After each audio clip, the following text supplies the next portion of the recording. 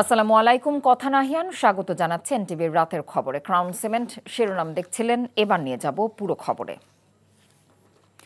বাংলাদেশ ও পাকিস্তানের স্বার্থ সংশ্লিষ্ট বিষয়ে ভবিষ্যতে দুদেশের সম্পর্ককে স্বাভাবিক করা এবং আন্তর্জাতিক অঙ্গনে দুদেশ যাতে একসাথে কাজ করতে পারে সে বিষয়ে আলোচনা হয়েছে বেগম খালেদা জিয়া এবং ইসহাক দারের মধ্যকার সৌজন্য সাক্ষাতে। বাংলাদেশ নির্বাচনের দিকে যাচ্ছে আশাবাদ ব্যক্ত করে এর প্রশংসা করেন পাকিস্তানের উপপ্রধানমন্ত্রী। আরও জানাচ্ছেন হাসান মাহমুদ। সফররত পাকিস্তানের উপপ্রধানমন্ত্রী ও পররাষ্ট্রমন্ত্রী ইসহাক দার সফরের শেষ দিনে বিএনপি চেয়ারপারসন বেগম খালেদা জিয়ার গুলশানের বাসভবন ফিরোজায় যান তার সাথে সাক্ষাৎ করতে। 2012 সালের পর পাকিস্তানের শীর্ষ কোনো নেতার সাথে বিএনপি চেয়ারপারসন বেগম খালেদা জিয়ার এই সাক্ষাৎ। 45 মিনিট দীর্ঘ সাক্ষাতে বেগম খালেদা জিয়ার শারীরিক অবস্থার খোঁজ নেন ইসহাক দার। এছাড়াও দুদেশের পারস্পরিক সম্পর্ক জোরদার, সার্ককে গতিশীল করার বিষয়ে আলোচনা হয়। সার্কের ব্যাপারে ওনারাও যেমন বলেছেন, ম্যাডামও সার্কের স্মৃতি রোমন্থন করেছেন। দেশের স্বার্থ সংশ্লিষ্ট বিষয়ে ভবিষ্যতে যাতে দুদেশের মানুষের সাথে আরও আপনার সম্পর্ককে স্বাভাবিকরণ এবং একই আন্তর্জাতিক অঙ্গনে যাতে সবাই মিলিতভাবে কাজ করতে পারে সে কথা উনি বলেন। এ সময় পাকিস্তানের বন্যাসহ সার্বিক খোঁজ নেন বেগম খালেদা জিয়া। ইসহাক দার জানান, পরিবর্তিত পরিস্থিতিতে বাংলাদেশ নির্বাচনের দিকে এগিয়ে যাচ্ছে, যা প্রশংসনীয়। ওনারা আশাবাদ ব্যক্ত করেছেন যে বাংলাদেশ তো নির্বাচনের দিকে যাচ্ছে, কাজেই সেটার মধ্যে নিশ্চয়ই এবং সেখানে আমাদের ভারপ্রাপ্ত চেয়ারম্যান জনাব তারেক রহমান সাহেব নেতৃত্ব দিবেন এবং সেই নেতৃত্বেই বাংলাদেশ জাতীয়তাবাদী দল এগিয়ে যাচ্ছে সে কথা বলেছেন। বাংলাদেশ যেতে আগামী দিনে একটি সুন্দর রাজনৈতিক পরিবেশের দিকে এগিয়ে যাচ্ছে সে কথাটি আলোচিত হয়েছে এবং সেটাকে সবাই প্রশংসা করেছে। পাকিস্তানের প্রেসিডেন্ট ও প্রধানমন্ত্রীর পক্ষ থেকে বেগম খালেদা জিয়াকে শুভেচ্ছা জানান ইসহাক দার। Hasan Mahmud, NTV news, Dhaka. বাংলাদেশ ও পাকিস্তানের মধ্যে বাণিজ্য সম্পর্ক আরও জোরদার করার বিষয়ে বাংলাদেশের প্রধান উপদেষ্টা অধ্যাপক মোহাম্মদ ইউনূসের সাথে আলোচনা করেছেন ঢাকায় সফররত পাকিস্তানের পররাষ্ট্রমন্ত্রী ইসহাক দার। আজ সন্ধ্যায় প্রধান উপদেষ্টার সরকারি বাসভবন রাষ্ট্রীয় অতিথি ভবন যমুনায় প্রধান উপদেষ্টার সাথে সৌজন্য সাক্ষাৎকালে তারা এ বিষয়ে আলোচনা করেন। দক্ষিণ এশিয়ার আঞ্চলিক স্থিতিশীলতার ওপর গুরুত্ব দিয়ে সার্ককে কার্যকর করার বিষয়ে একমত পোষণ করেন ড ইউনূস এবং ইসহাক দার। পাকিস্তানের প্রধানমন্ত্রীর সাথে যতবার দেখা হয়েছে ততবারই তার সাথে সার্ক কার্যকর করার বিষয়ে আলোচনা হয়েছে বলে উল্লেখ করেন প্রধান উপদেষ্টা। আগামী মাসের মধ্যে পাকিস্তানের সাথে বাংলাদেশের সরাসরি বিমান যোগাযোগ শুরু হবে বলে আশা প্রকাশ করেন সফররত মন্ত্রী।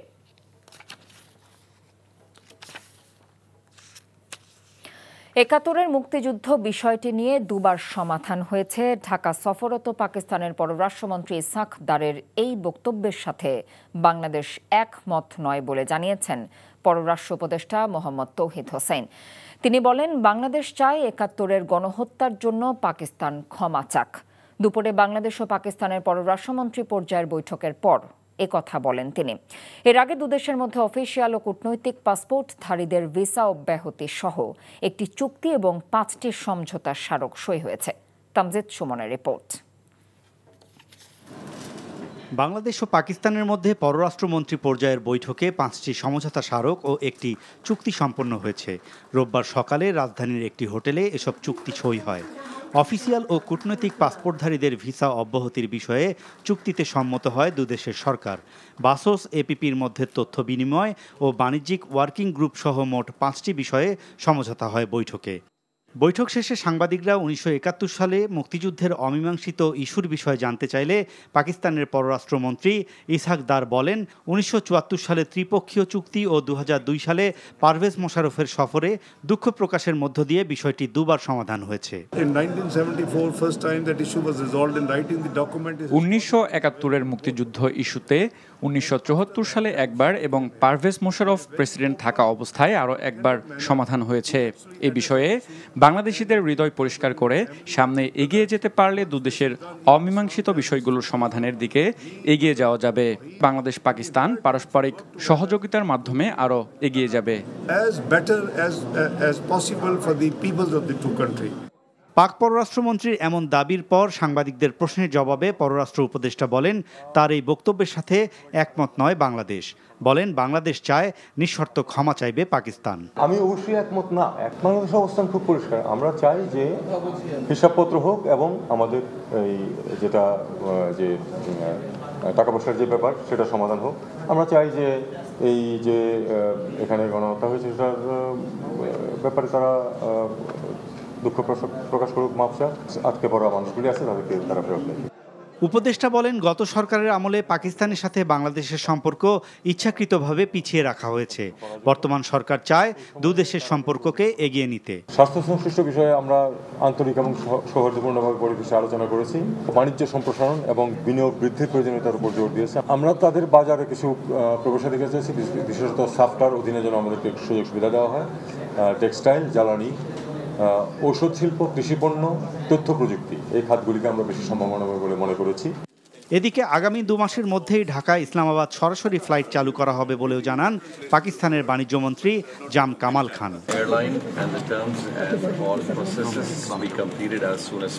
Tamjid Sumon, NTV news, Dhaka. সীমানা নির্ধারণে আপত্তি নিয়ে নির্বাচন কমিশনের শুনানির প্রথম দিনে কমিশনারদের সামনেই হাতাহাতির ঘটনা ঘটেছে। এই ঘটনার জন্য ব্রাহ্মণবাড়িয়া 2 ও 3 আসনের বিএনপি ও এনসিপি নেতারা পরস্পর বিরোধী অভিযোগ করেছেন। এদিকে প্রধান নির্বাচন কমিশনার এএমএম নাসির উদ্দিন বলেছেন, পেশাদারিত্বের সঙ্গে ও নিরপেক্ষভাবে তারা কাজ করে যাচ্ছেন। নিয়ামুল আজিজ সাদেকের রিপোর্ট। প্রথম দিনের মতো শুনানিতে 18টি আসনের আপত্তিকারীদের বক্তব্য শুনছিলেন প্রধান নির্বাচন কমিশনারের নেতৃত্বে কমিশনারগণ।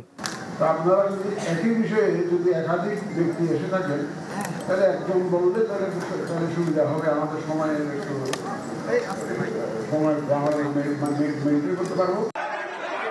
এ সময় ব্রাহ্মণবাড়িয়া 2 আসনের বর্তমান সীমানা ঠিক রাখার পক্ষে বক্তব্য দিতে ওঠেন বিএনপি নেত্রী রুমিন ফারহানা। হট্টগোল ও হাতাহাতির ঘটনা ঘটে বেশ কিছুক্ষণ সময়। কমিশন কর্মকর্তাদের হস্তক্ষেপে এই ঘটনা থামে। সাংবাদিকদের বিএনপির আন্তর্জাতিক বিষয়ক সম্পাদক অভিযোগ করেন, অপরিচিত ব্যক্তি তাকে ধাক্কা দিলে তার অনুসারীদের সাথে হাতাহাতির ঘটনা ঘটে। ব্রাহ্মণবাড়িয়া 3-এ যিনি প্রার্থী, তিনি তার সদল বলে 20-25 জন মিলে গুন্ডা পান্ডার মতন তারা সেখানে আচার আচরণ করলেন। যেই বিএনপির নেতা কর্মীদের জন্য গত 15 বছর লড়াই করলাম, তারা আমাকে এখন ধাক্কা দেয়। তো ঠিক আছে, ধাক্কার বদলে তো ধাক্কা আসবেই, তাই না? সেটাই হয়েছে। এনসিপির সিনিয়র যুগ্ম সমন্বয়ক মোহাম্মদ আতাউল্লাহ বলেন, সীমানা নিয়ে আপত্তির জেরে তাকে হেনস্থা করা হয়েছে। আজকে প্রধান নির্বাচন কমিশনের সামনে আমাকে যেভাবে পায়ের নিচে লাথি মারা হয়েছে, আমাকে যেভাবে পিটিয়ে আহত হয়েছে, আমার জামা কাপড় ছিঁড়ছে, এখানে সবাই দেখেছে। আপনারা, আমি বলতে চাই, এই বাংলাদেশের জন্য আমরা জীবন দেই নাই, রক্ত দিই নাই। পরে এই বিষয়ে ইসির কাছে আনুষ্ঠানিকভাবে অভিযোগ দেয় এনসিপি। দলটির দক্ষিণাঞ্চলের মুখ্য সংগঠক হাসনাত আব্দুল্লাহ এই ঘটনার জন্য রুমিন ফারহানাকে দায়ী করেন। যদি রুমিন ফারহানার কথাই ধরে নেই, নিজ দলের মধ্যে এখনো পর্যন্ত কমান্ড নিশ্চিত করা হয়নি। মানে বিএনপির নেতা কর্মীরা উনার কথা মতেই উনাকে সেখানে হচ্ছে ধাক্কা মেরে ফেলে দেন। এটা খুবই শ্রেয়। আমরা বলবো যে বিএনপি এত বড় একটা সংগঠন, সেই সংগঠনের আমরা চাই সংগঠনের শৃঙ্খলা ফিরে আসুক এবং সেন্ট্রাল কমান্ড সেখানে। কুমিল্লা, চাঁদপুর, ব্রাহ্মণবাড়িয়া, লক্ষ্মীপুর, নোয়াখালী সহ 6টি জেলার 811টি পক্ষে বিপক্ষে দাবি ও আপত্তির শুনানি শেষ হয় এদিন। Niamul Aziz Sadek, NTV news. রোহিঙ্গা সংকট সমাধানে কক্সবাজারের ইনানীতে শুরু হয়েছে 3 দিনব্যাপী আন্তর্জাতিক সম্মেলন। দেশি বিদেশি বিশেষজ্ঞ, কূটনীতিক, আন্তর্জাতিক সংস্থা, রাজনৈতিক দল সহ রোহিঙ্গা জনগোষ্ঠীর প্রতিনিধিরা অংশ নিয়েছেন এই অনুষ্ঠানে। আগামীকাল প্রধান অতিথি হিসেবে প্রধান উপদেষ্টা অধ্যাপক মোহাম্মদ ইউনূস এই সম্মেলনে যোগ দেবেন। সম্মেলনের প্রথম দিন রোহিঙ্গা প্রতিনিধিরা অংশীজনদের সামনে নিজেদের দাবিগুলো তুলে ধরেন। কক্সবাজার থেকে জানাচ্ছেন শফি মাহমুদ সাগর। মিয়ানমারের সামরিক জান্তা সরকারের নির্যাতন, নিপীড়ন এবং গণহত্যা থেকে প্রাণ বাঁচাতে 2017 সালের 25 আগস্ট সীমান্ত পাড়ি দিয়ে বাংলাদেশের কক্সবাজার এলাকায় আশ্রয় নেয় 7 লাখের বেশি রোহিঙ্গা। বাস্তুচ্যুত এই জনগোষ্ঠীর আগমনের পূর্ণ হয়েছে 8 বছর। বর্তমানে 12 লাখেরও অধিক রোহিঙ্গা কক্সবাজারের 33টি ক্যাম্পে বসবাস করছে। অন্তর্বর্তী সরকার রোহিঙ্গা সংকট সমাধানে 24 থেকে 26 আগস্ট কক্সবাজারে আয়োজন করেছে 3 দিন ব্যাপী আন্তর্জাতিক সম্মেলনের। কূটনীতিক, বিশেষজ্ঞ, রাজনৈতিক দলসহ যেখানে অংশ নিয়েছে রোহিঙ্গা জনগোষ্ঠীর প্রতিনিধিরাও। তারা সম্মানজনক প্রত্যাবাসনের দাবি করে মানবিক সহায়তায় আহ্বান জানান অংশীজনদের প্রতি।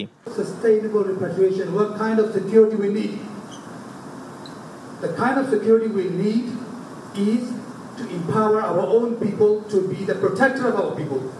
What we need are not more clinics, but equipped with qualified doctors and more facilities to do the imaging and lab tests, so that people do not need to go outside of the camp. 25 August এই সম্মেলনে প্রধান অতিথি হিসেবে বক্তব্য রাখবেন প্রধান উপদেষ্টা doctor Mohammad Yunus. প্রধান উপদেষ্টার ডেপুটি প্রেস সচিব জানান, আসন্ন জাতিসংঘের সাধারণ অধিবেশনেও তুলে ধরা হবে রোহিঙ্গা ইস্যু। প্রথমবারের মতো এই প্রক্রিয়ার সাথে বাংলাদেশের রাজনৈতিক দলগুলোকেও সম্পৃক্ত করা হয়েছে। অনেকগুলো গ্লোবাল ক্রাইসিসের কারণে বিশ্ববাসীর দৃষ্টিটা অনেকটাই সরে গিয়েছে, যে কারণে রোহিঙ্গাদের জন্য সহায়তার পরিমাণও কমে গিয়েছে। এই আলোচনার মাধ্যমে আমরা আশা করি ফোকাসটা আবার ফিরে আসলে রোহিঙ্গাদের নিয়ে বিশ্বে নানা প্রান্তে যারা রোহিঙ্গা সংকট নিয়ে কাজ করে তারা রোহিঙ্গাদের যে খাদ্য সহায়তা বা অন্যান্য সহায়তা কমে আসছে সেটা আবার বাড়ানোর জন্য উদ্যোগটা নেওয়া হবে। পাশাপাশি মায়ানমারের শান্তি ফিরিয়ে এনে কিভাবে রোহিঙ্গাদেরকে প্রত্যাবাসন করা যায় তার একটা উপযুক্ত পরিবেশ নিয়েও এখানে আলোচনা হবে। 26 আগস্ট রোহিঙ্গা ক্যাম্প পরিদর্শন করবেন সম্মেলনে আসা ব্যক্তিরা। রোহিঙ্গা প্রত্যাবাসনের সময়সীমা নির্ধারণ এবং সে অনুযায়ী কার্যকর পদক্ষেপ গ্রহণের মাধ্যমে একটি টেকসই সমাধানের পথ খুঁজতে কক্সবাজারে আয়োজিত হচ্ছে এই সম্মেলনের, যেখানে রোহিঙ্গাদের মানবিক সহায়তা বৃদ্ধি এবং তাদের নিরাপদ ও মর্যাদাপূর্ণ প্রত্যাবাসনের মতো বিষয়গুলো প্রাধান্য পাচ্ছে। Shafi Mahmud Sagar, NTV news, Inani beach, Cox's Bazar. আগামী 6 সেপ্টেম্বর সারা দেশে পালিত হবে পবিত্র ঈদে মিলাদুন্নবী। সন্ধ্যায় জাতীয় মসজিদ বাইতুল মোকাররমে জাতীয় চাঁদ দেখা কমিটির সভা শেষে এই সিদ্ধান্ত জানানো হয়েছে। সভায় সভাপতিত্ব করেন ধর্ম বিষয়ক মন্ত্রণালয়ের সচিব AKM আফতাব হোসেন প্রামাণিক। জানিয়েছেন, দেশের আকাশে আজ কোথাও 1447 হিজরি সনের রবিউল আউয়াল মাসের চাঁদ দেখা যায়নি। ফলে সোমবার সফর মাস 30 দিন পূর্ণ হবে এবং মঙ্গলবার থেকে রবিউল আউয়াল মাসের গণনা শুরু হবে।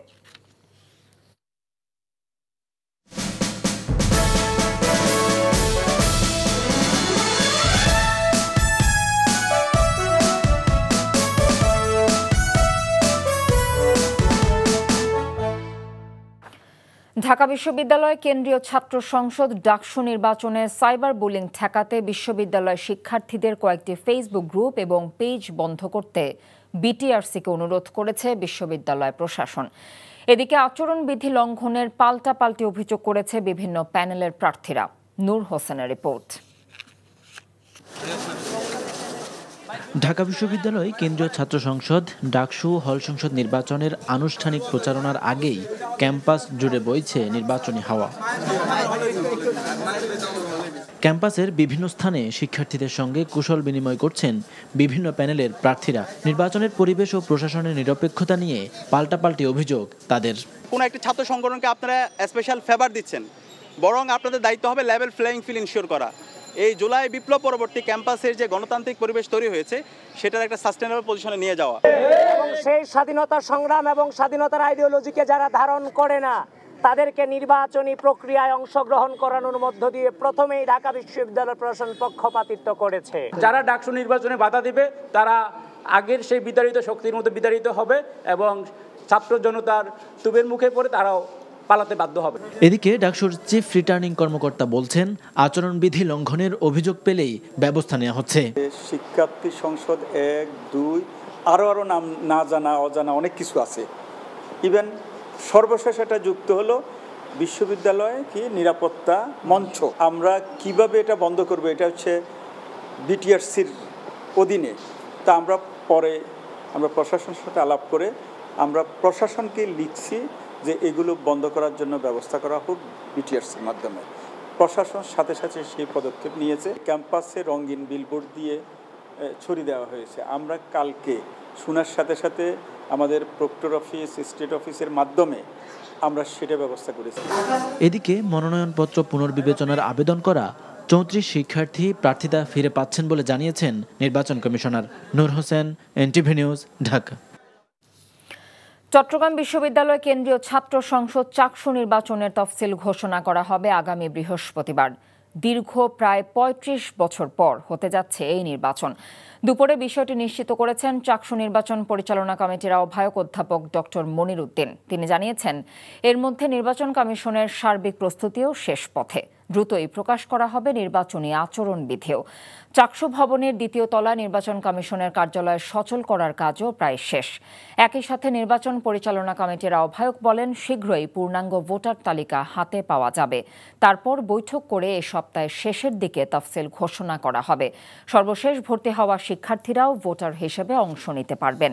1966 সালে চট্টগ্রাম বিশ্ববিদ্যালয় প্রতিষ্ঠার পর প্রথম চাকসু নির্বাচন হয় 1970 সালে। সর্বশেষ চাকসু নির্বাচন হয় 1990 সালে। বিএনপি চেয়ারপারসনের উপদেষ্টা ফজলুর রহমানের আজীবন বহিষ্কারের দাবি জানিয়েছে বৈষম্য বিরোধী ছাত্র আন্দোলন। সন্ধ্যায় শাহবাগে জাতীয় জাদুঘরের সামনে বিক্ষোভ সমাবেশে এই দাবি জানিয়েছেন সংগঠনটির সাধারণ সম্পাদক হাসান ইনাম। অন্তর্বর্তী সরকারকে উদ্দেশ্য করে তিনি বলেন, মৌলিক সংস্কার এবং বিচার ছাড়া নির্বাচন হবে না। জুলাই সনদ অন্তর্বর্তী সরকারকেই বাস্তবায়ন করতে হবে। জুলাই শহীদদের তালিকা করতে না পারার সরকারকে ক্ষমা চাইতে হবে। সংগঠনের অন্যান্য নেতারা বলেন, শোকজের জবাব দিয়ে যেন শপথে বহাল থাকতে না পারে ফজলুর রহমান, সেই পদক্ষেপ নিতে হবে। এ সময় ফজলুর রহমানের কুশপুত্তলিকা দাহ ও তার ছবিতে জুতা নিক্ষেপ করা হয়। বাংলাদেশ পাকিস্তান দ্বিপাক্ষিক বাণিজ্য সম্প্রসারণে জয়েন্ট ওয়ার্কিং গ্রুপের মাধ্যমে রোডম্যাপ তৈরির কাজ চলছে বলে জানিয়েছেন পাকিস্তানের বাণিজ্যমন্ত্রী জাম কামাল খান। ঢাকায় সফরের শেষ দিনে বিকেলে ব্যবসায়ীদের সংগঠন এফবিসিসিআই কার্যালয়ে ব্যবসায়ীদের সঙ্গে মত বিনিময়কালে তিনি কথা বলেন। খুব শীঘ্রই দুদেশের মধ্যে সরাসরি ফ্লাইট চালু হবে বলেও জানিয়েছেন তিনি। বলেন, বাণিজ্য ঘাটতি কমিয়ে আনতে দুদেশের উৎপাদিত পণ্যের আমদানি রপ্তানি আরও বাড়াতে হবে। এ সময় ব্যবসায়ীরা দুদেশের বাণিজ্যিক ও অর্থনৈতিক সম্পর্ক উন্নয়নে ভিসা জটিলতা কাটিয়ে বাংলাদেশে বিনিয়োগের আহ্বান জানান। এফবিসিসিআইর পক্ষ থেকেও শুল্ক অশুল্ক বাধা কাটিয়ে পাবলিক প্রাইভেট অংশীদারিত্বের মাধ্যমে ব্যবসায়িক সহযোগিতা বাড়ানোর তাগিদ দেয়া হয়।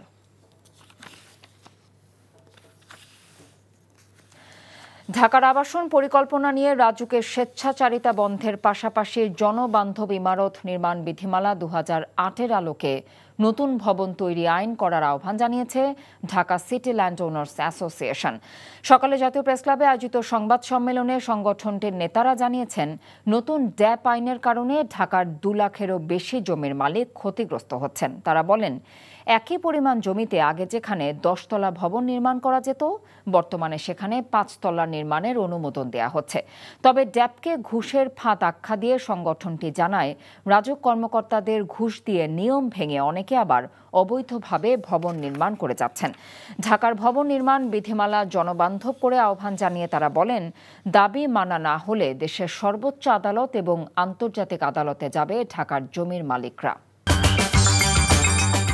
এ ছিল এনটিভির রাতের খবরে। এই খবরের ভিডিও সহ আপডেট জানতে ভিজিট করুন এনটিভি অনলাইন www.ntvbt.com। এছাড়াও এনটিভি জনপ্রিয় সব অনুষ্ঠান এবং খবরের আপডেট জানতে ভিজিট করুন আমাদের ইউটিউব এবং ভেরিফাইড ফেসবুক পেজ। রাত 1টায় মধ্যরাতের খবর দেখার আমন্ত্রণ রইল। এতক্ষণ সাথে থাকার জন্য ধন্যবাদ সবাইকে।